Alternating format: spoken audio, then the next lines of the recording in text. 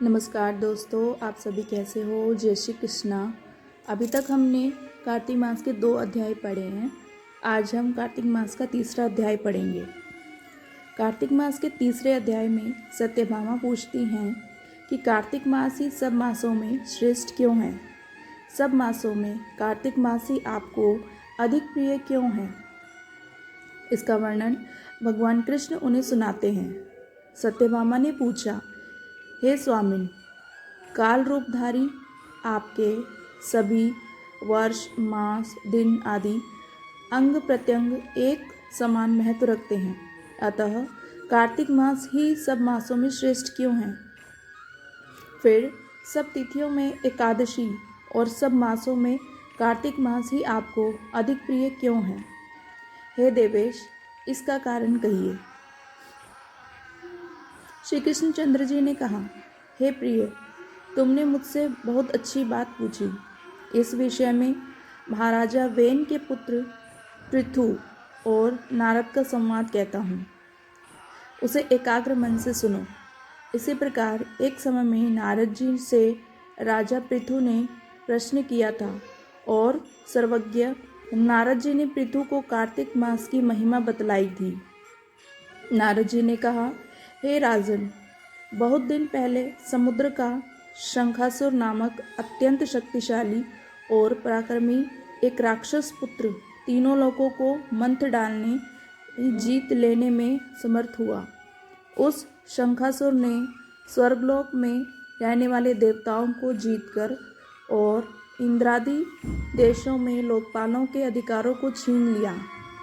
उससे डरकर समस्त देवगण सुमेरु स्वर्ण पर्वत की कंदराओं में अपनी स्त्री तथा कुटुंब के साथ उसका अवरोध करते हुए बहुत दिनों तक छिपे रहे। जब सब देवगण सुमेरु पर्वत की कंदराओं में आसन जमाकर निश्चिंत होकर रहने लगे, तब वह राक्षस सोचने लगा कि यद्यपि मैंने सब देवताओं को जीत लिया है और इनका अधिकार छीन लिया है, तो भी ये लोग बलवान ही ज्ञात होते हैं। अतः अब हमको क्या करना चाहिए। आज मुझे ज्ञात हुआ है कि ये सब देवता वेद मंत्रों से बलवान हो रहे हैं। उनके वेदों को हर लेने से ये स्वतः बलहीन हो जाएंगे।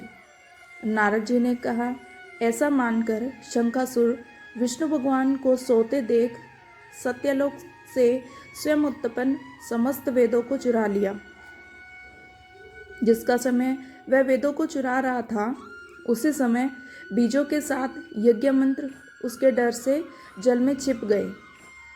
शंखासुर भी वेद मंत्रों और बीज मंत्रों को खोजता हुआ समुद्र के भीतर घूमने लगा, किंतु वह राक्षस उन वेद मंत्रों को एक स्थान पर कहीं भी नहीं पा सका। इसी समय ब्रह्मा जी भी सब देवताओं के साथ पूजन सामग्री और उपहार लेकर वैकुंठ लोक में विष्णु भगवान की शरण में पहुँचे। श्री विष्णु भगवान को प्रगाढ़ निद्रा से जगाने के लिए गाने बजाने तथा धूप गंधादिकों से बारंबार उनका पूजन करने लगे। उन लोगों की इस आराधना से प्रसन्न होकर विष्णु भगवान जाग उठे।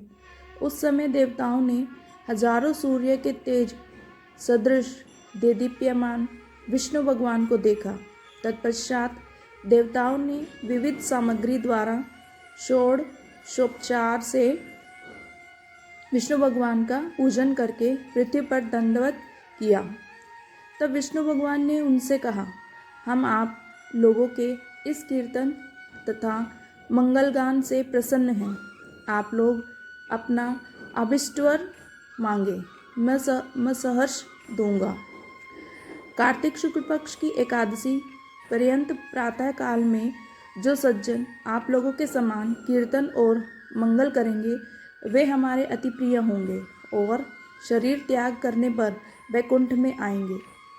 यह जो पाठ, अर्घ्य, आचमन और जल आदि सामग्री आप लोग हमारे लिए लाए हैं, वे सब अनंत गुणों वाली होकर आप लोगों को आनंदित करेगी। जो शंखासुर सब देवताओं को चुरा ले गया है, वो सब समुद्र में है।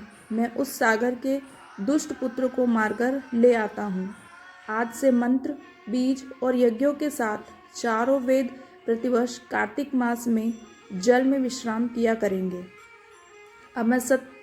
अब मैं मत्स्य का रूप धारण करके समुद्र में जाता हूँ और आप लोग भी सब ऋषियों को लेकर हमारे साथ आएं। इस लोक के जो प्राणी कार्तिक में नित्य प्रातः काल में स्नान करेंगे, वे यज्ञानंत में अवभृत स्नान के पुण्यफल के भागी होंगे। जो कार्तिक में स्नान और व्रत किया करेंगे, हे इंद्र, उनको तुम मेरे लोक में पहुंचा दिया करो। हे देवेंद्र, मेरी आज्ञा से उन प्राणियों को सब आपत्तियों से बचाते रहना। हे वरुण, तुम उन्हें पुत्र पौत्रादि संतान देते रहना।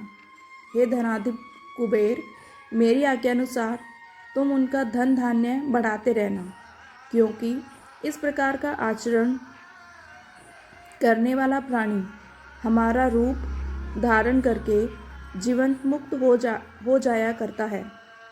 जन्म से लेकर मरण पर्यंत विधि पूर्वक जिसने यह उत्तम व्रत कर लिया है, वह आप लोगों का भी पूजनीय है।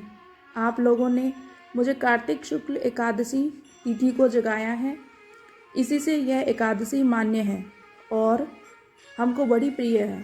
हे देवता लोगों, ये दोनों व्रत विधि पूर्वक करने से प्राणी मेरे समीप पहुँचते हैं। इस प्रकार का न कोई तीर्थ है, न कोई व्रत और न कोई यज्ञ ही है जो स्वर्ग दे सके। तो आपको ये तीसरा अध्याय कैसा लगा? अगर आपको अच्छा लगा है तो चैनल को सब्सक्राइब करिए, लाइक करिए। जय श्री कृष्णा दोस्तों, धन्यवाद दोस्तों।